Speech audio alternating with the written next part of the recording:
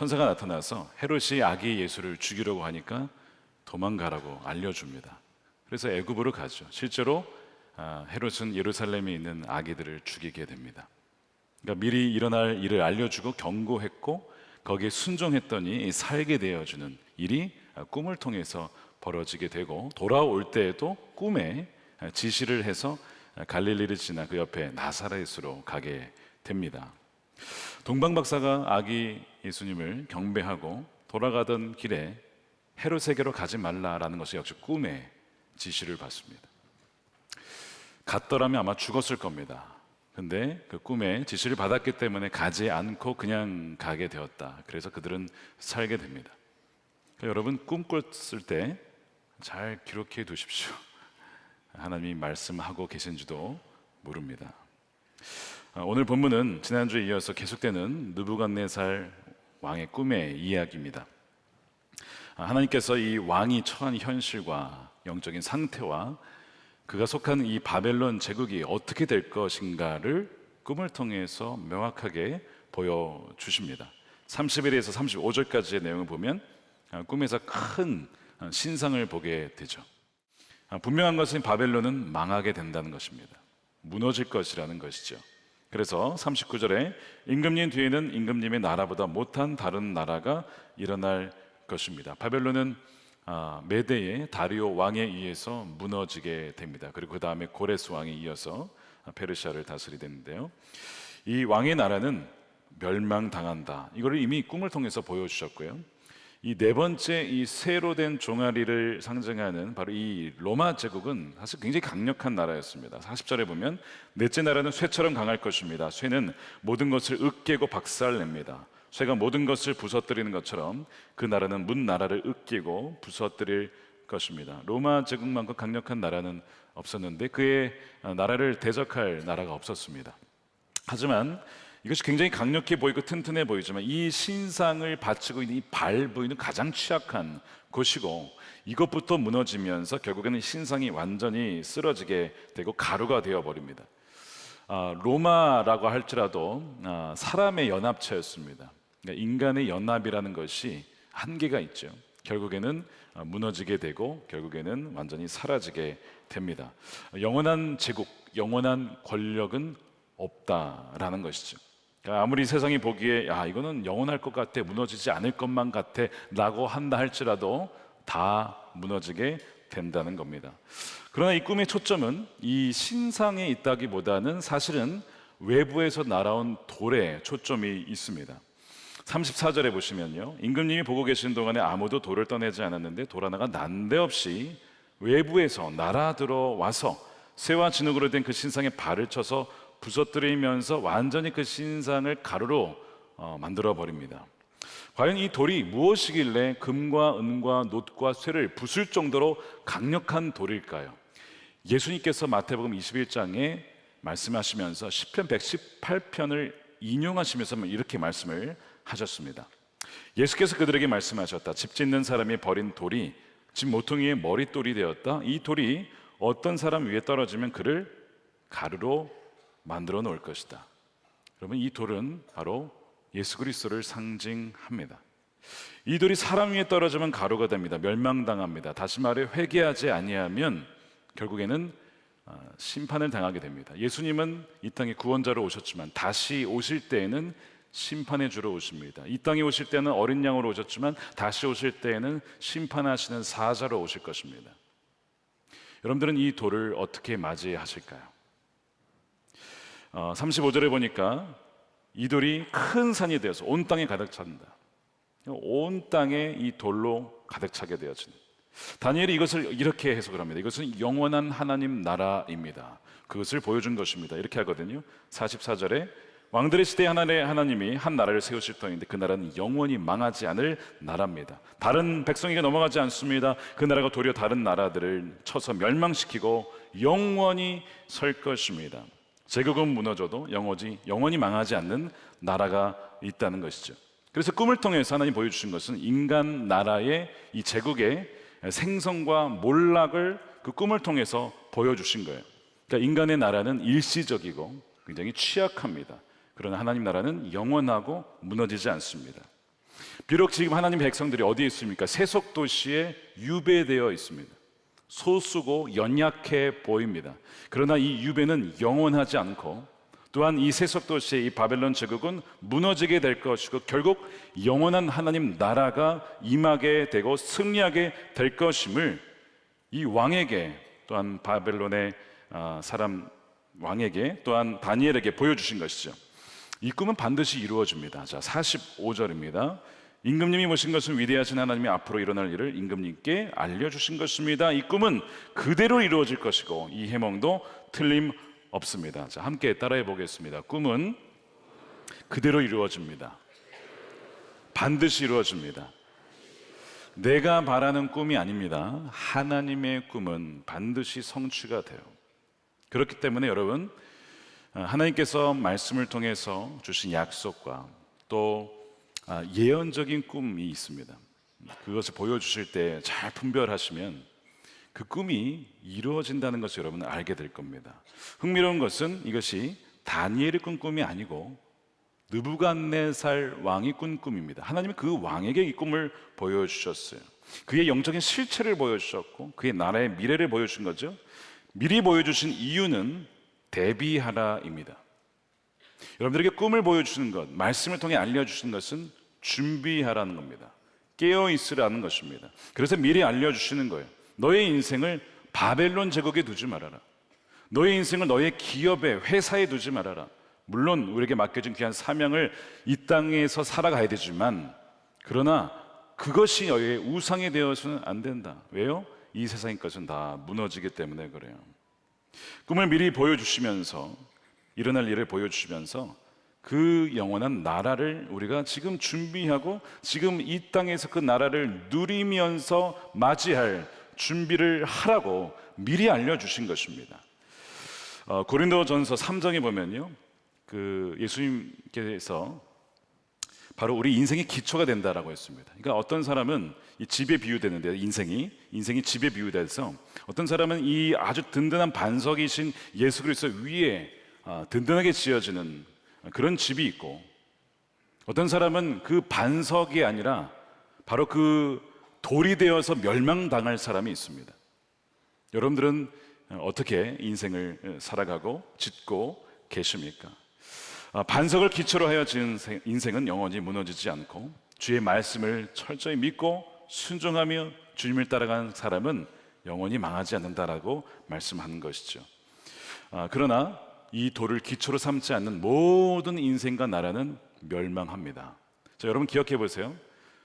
과거의 제국 중에 살아남은, 지금도 남아있는 제국이 있습니까? 없습니다. 바벨론, 그 다음에 아수르, 헬라, 알렉산더 왕이 세운 제국도 다 흩어지고 무너졌죠. 로마 제국도 마찬가지입니다. 그 다음에 독일의 나치 엄청나게 세력을 확장하다 결국에는 전쟁에서 패배하면서 사라지게 됩니다. 소련은 어떻습니까? 절대 무너질 것 같지 않았던 소련, 고르바초프에 의해서 무너지게 됩니다. 그러니까 우리가 지금 알고 있었던 과거 역사의 모든 제국들은 다 사라졌다는 것을 이미 알고 있죠. 그러니까 하나님은 경고하시는 거예요. 바벨론은 무너진다. 너는 그 나라, 하나님 나라를 준비하고 있느냐?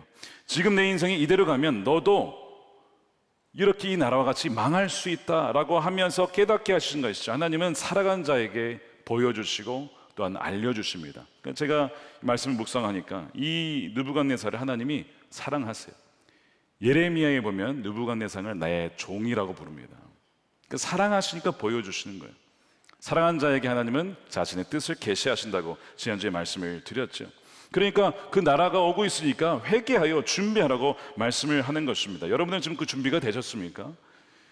예수님께서 또한 세례 요한이 공통적으로 가장 먼저 한 설교가 있습니다. 메시지가.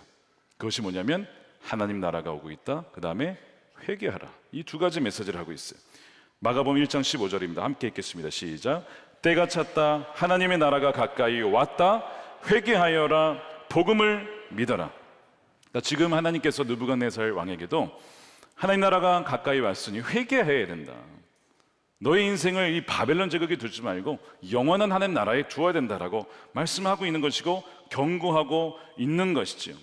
회개는 돌이키는 겁니다. 지금 이대로 가면 망하기 때문에 180도 돌아서 너의 삶을 바꾸지 않으면 안 된다. 그렇지 않으면 반드시 망하게 된다는 것이죠. 이 왕은요, 자기가 가지고 있는 이 나라와 권세와 힘과 영광이 다 자기의 것이라고 착각하고 있습니다. 근데 아니에요. 분명히 이 모든 것은 하나님이 이 왕에게 잠시 주신 것입니다. 잠깐 주신 거예요. 다니엘서 2장 37절이죠. 임금님은 왕들 가운데 으뜸가는 왕이십니다. 하늘의 하나님이 임금님께 나라와 권세와 힘과 영광을 하나님이 주신 것입니다. 이것이 꿈을 주신 목적이에요. 깨달으라는 겁니다. 이게 네 것이 아니라는 거예요. 하나님이 잠깐 주신 것이라는 것이죠. 힘과 권세에 있다라고 착각하지 말라고 하는 것이죠.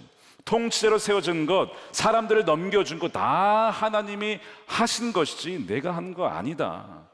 오늘날 정치 지도자와 경제, 사회, 종교 모든 지도자들이 새겨 들어야 될 말씀이죠. 하나님이 그들을 세우신 것이고 하나님이 그 포지션을 잠시 허락하신 거예요. 그렇기 때문에 우리는 하나님을 두려워할 줄 알아야 됩니다. 하나님을 경외할 줄 알아야 돼요. 영원한 권력은 없습니다. 하나님께서 이것을 주셨을 때에 하나님의 뜻에 맞춰 그것을 사용할 수 있어야 됩니다. 하나님께서는 이 바벨론 이후에 모든 이 뒤에 수백 년, 아니 인류의 역사의 부분을 다 정하셨어요. 하나님이 역사의 주관자라고 하는 것이죠. 하나님 나라만이 영원하다는 것입니다. 자, 질문은 이 느부갓네살 왕은 과연 그 나라에 속한 왕일까요?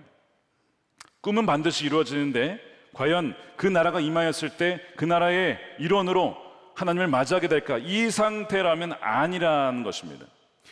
상태라면 이 왕은 돌에 의해서 완전히 멸망당할 영적인 상태, 형편이라는 것이죠. 그것을 보여주신 것입니다. 더 심각한 것은 이 느부갓네살 왕만이 아니고 현재 많은 사람들이 이 느부갓네살과 비슷한 형편에 있다는 사실입니다. 하나님 나라가 가까이 왔는지도 모른 채에 자신의 나라를 위하여서 자신의 왕국을 세우려고 살아갑니다. 사람들은 세상이 점점 진보한다라고 생각합니다. 그런 면이 있어요. 과학이 발전하고 진보합니다. 그래서 시간이 지날수록 더 좋아지는 것들이 나오죠. 그런데 실상 세상은 점점 악해지고 있습니다. 지금 이 다니엘서가 한 2500년 전 이야기인데 이때 사람들이나 지금 사람들이나 여러분 바뀐 게 있습니까? 그때 음란, 탐욕, 욕망 온갖 모든 것들이 그때나 지금이나 여전합니다. 사람은 본성이 바뀐 것이 없어요. 얼마나 이기적이고 얼마나 탐욕스러운지 모릅니다. 그러니까 세상이 진보되는 것처럼 보이지만 인간은 바뀌지 않았어요. 또한 여러분 인류 역사상 가장 끔찍했던 전쟁이 과거에 있었겠죠. 세상은 진보가 되었으니까 가면 갈수록 전쟁은 사라지고 서로 화평을 이루며 살았겠죠. 그렇지 않습니다. 가장 끔찍한 전쟁은 20세기에 벌어졌다는 것입니다. 1세기도 아닙니다. 중세도 아닙니다. 20세기에 1차, 2차 세계대전이 벌어졌죠. 2차 세계대전의 사망자는 정확히 추산이 안 됩니다. 적어도 5천만 명, 많게는 1억 명이 죽었다라고 이야기하고 있습니다. 그러면 우리 대한민국이 다 사라진 것이죠. 그런데 3차 세계대전이 일어나지 말라는 법이 없어요. 대만과 중국의 긴장이 있습니다. 이미 전쟁 시나리오가 나와 있습니다. 중국이 쳤을 경우에 미국이 개입하면 어느 정도의 피해로 결과가 어떻게 날 것인가, 워 시나리오가 이미 나와 있습니다. 언제 벌어질까 그것만 지금 보고 있는 거예요. 2027년 안에 일어나지 않겠느냐 이런 얘기를 하고 있습니다. 북한과 러시아가 지금 협약을 했죠. 한미일이 같이 공조하고 있습니다. 이래 지금 다시 그 2차 세계대전의 긴장이 서서히 올라오고 있어요. 우리가 기도해야 될 부분이 너무나 많습니다. 더 중요한 것은 우리가 지금 그 나라를, 하나님 나라를 맞이할 준비가 되느냐. 만약 이렇게 전쟁이 벌어져서 수많은 이들을 죽었을 때에 지옥으로 빠지게 될 사람들이 너무나 많다는 거예요. 미혹에 빠져서 그 나라가 있는 줄도 모른 채 준비되지 못한 채에 그 나라를 맞이하게 될 수도 있다는 것입니다. 하나님 나라에 속하지 않은 사람들이 너무 많다는 거예요. 그러므로 뭘 해야 된다는 것입니까? 회개해야 된다는 것입니다. 누가 회개할 수 있냐면 내 형편과 처지를 정확하게 인지하는 사람만이 회개합니다. 내가 아픈 사람입니다. 내가 환자입니다. 나는 죽을 수밖에 없습니다. 나는 죄인입니다 라고 깨달아야만 주님께 나오는 것이죠. 오늘 귀한 간증을 해주셨잖아요. 아, 내가 죽어가는구나. 이대로 가면 나는 죽을 수밖에 없구나. 나도 살고 싶다. 나도 그 나라의 백성이 되고 싶다. 나 자신의 영적인 형편과 실체를 깨달아야만 그제서야 회개하고 주님께 나오게 된다는 거예요. 느부갓네살 왕이 하나님을 일단 인정합니다. 이제 해몽을 하니까 다니엘을 통해서 하나님을 알게 된 거예요. 그러면서 그 하나님을 이렇게 고백을 해요. 47절에 왕이 다니엘에게 말하였다. 그대들의 하나님은 참으로 모든 신들 가운데 으뜸가는 신이요 모든 왕 가운데 으뜸가는 군주이시다. 그대가 이 비밀을 드러낼 수 있었으니 과연 그대의 하나님은 비밀을 드러내는 분이시다. 이 세속 도시에서 다니엘이 살아계신 하나님을 드러낸 놀라운 사건이죠. 기회가 되었습니다. 그러나 그럼에도 불구하고 단지 지적으로 동의하는 것, 인정하는 것과 진정 우리 마음을 다해 하나님을 신뢰하고 주를 영접하고 따라가는 것은 전혀 다른 문제입니다. 많은 사람들이 지적인 동의를 내가 믿었다라고 생각합니다. 여러분 그렇지 않아요. 이 왕도 지적으로는 동의했어요. 으뜸가는 신이다. 그러나 마음으로 의지하지 않습니다. 나중에 사장에 읽어보면 이 느부갓네살 왕이 전혀 바뀌지 않았음을 보여주게 됩니다. 그래서 하나님이 두 번째로 꿈을 보여주세요. 그 다음에 그를 징계합니다. 아주 심하게 그 모든 권력과 건강과 가정의 모든 것들을 다 해체시켜 버립니다. 근데 여러분 징계하고 나면 징계는 하나님 사랑하셔서 하는 겁니다. 나중에 그래서 돌아오거든요. 그 왕이 회개합니다. 징계는 그래도 하나님이 사랑하시니까 하시는 거예요. 가장 무서운 형벌은 무관심과 버림받음입니다. 아무런 일도 마음대로 살아가는데 아무런 일이 없어. 그게 가장 무서운 거예요. 하나님은 느부갓네살을 사랑하셔서 두 번이나 꿈을 보여주시고 징계까지 하셔서 돌아오게 만드시거든요. 여러분 지금 징계가 있으십니까? 어려움이 있으십니까? 한편으로는 그것은 하나님의 구원의 초청과 사랑일 수도 있습니다. 여러분 이 왕은요 사실 꿈이 실제로 이루어질 것이라고 믿지 않았던 사람입니다. 분명히 다니엘이 알려줬는데도 사실은 믿지 않았어요. 그렇구나. 그런 의미였어. 알았어 하고 끝나버리는 거예요. 여러분 불의한 자는요 하나님 나라에 들어가지 못한다고 했습니다. 여러분 하나님 나라에 들어가는 것이 은혜로 들어가기 때문에 한편으로는 쉬운 것 같아 보이지만 성경은 계속 경고하는 것이 그렇지 않다라고 얘기합니다. 좁은 문으로 들어간 자는 많지 않다라고 했습니다. 불의한 자는 들어가지 못합니다. 고린도전서 6장 9절에 불의한 사람들은 하나님 나라를 상속받지 못하리라는 것을 알지 못합니까? 착각하지 마십시오. 음행하는 사람들, 우상을 숭배하는 사람들, 간음하는 사람들, 동성애를 하는 사람들, 도둑질하는 사람들, 탐욕을 부리는 사람들, 술 취하는 사람들, 남을 뒤에서 험담하고 중상하는 사람들, 남의 것을 약탈하고 빼앗아간 사람들은 하나님 나라를 상속받지 못합니다. 충격적인 것은 동성애와 탐욕을 부리는 것이 같은 레벨이라는 것입니다. 동성애와 술 취하는 것과 남을 험담하는 것이 같은 레벨의 죄라는 것입니다. 두려운 일이죠. 물론 완전한 의인은 없습니다. 우리는 다 연약한 자들과 죄인이죠.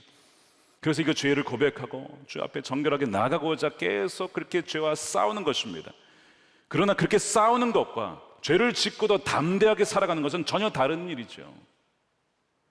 여러분들의 한번 삶의 형편을 보십시오. 여기에 해당되지 않는 사람이 여기 어디 있겠어요? 저를 포함해서 여기에 단 하나라도 걸리지 않는 사람이 어디 있겠냐고요. 성경은 착각하지 말라. 알지 못합니까? 이 얘기는 뭐냐면 알지 못하는 사람들이 너무 많다는 겁니다. 지금 고린도 교회 성도들에게 한 말씀이에요. 이것이 교회 사람들에게 예배 드리는 사람들에게 하신 말씀이라고요. 지금 무슨 일이냐면 알지 못한 성도들이 있다는 겁니다. 그 나라에 속해 있지 않으면서 속해 있다라고 착각하는 사람들이 교회 안에 들어와 있다는 것입니다. 그거를 지금 경고하고 있는 거예요. 불의한 삶, 하나님을 경외하지 않으면서도 교회 안에 들어와 있으니까 내가 그 나라의 백성이라고 착각하는 사람들이 있기 때문에 사도 바울이 지금 착각하지 마십시오. 오죽했으면 편지를 써가서 권면하고 있겠습니까? 왜 이런 일이 벌어지는가? 성경은 줄곧 이런 일이 벌어지는 이유를 단 한 가지로 정리합니다. 미혹입니다. 속는 겁니다. 마귀의 미혹이에요. 여러분 그 마귀는 뱀인데 들짐승 중에 가장 강교한 자라고 했습니다. 우리를 속입니다. 끊임없이 속입니다. 구원받은 줄로 착각하게 만듭니다. 엉뚱한 방향으로 가면서 바른 방향으로 가고 있다라고 믿게끔 만드는 것이 마귀의 미혹입니다. 사도 바울이 믿음의 사람이었죠. 사도죠. 그런데 그가 두려워하는 것이 있었어요. 야, 무슨 사도 바울이 두려워하는 것이 있었을까요? 뭐냐면 고린도 교회의 성도들이 주님을 떠날까 봐 두려워했습니다.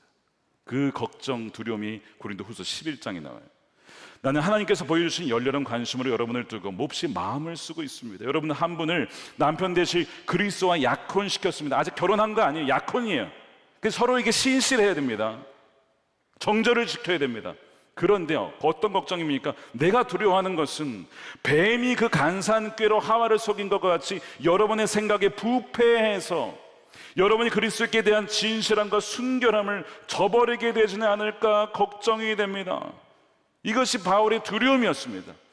성도들의 머리에 이 지성이 진리에서 벗어나게 되고 마음이 주를 향한 사랑이 식어지고 그의 의지가 하나님의 뜻을 실천하고 순종하는 데에서 멀어질까 봐, 그래서 그가 걱정하고 두려워하고 있다는 거예요. 그런데 이것이 동일하게 저에게도 있는 두려움입니다.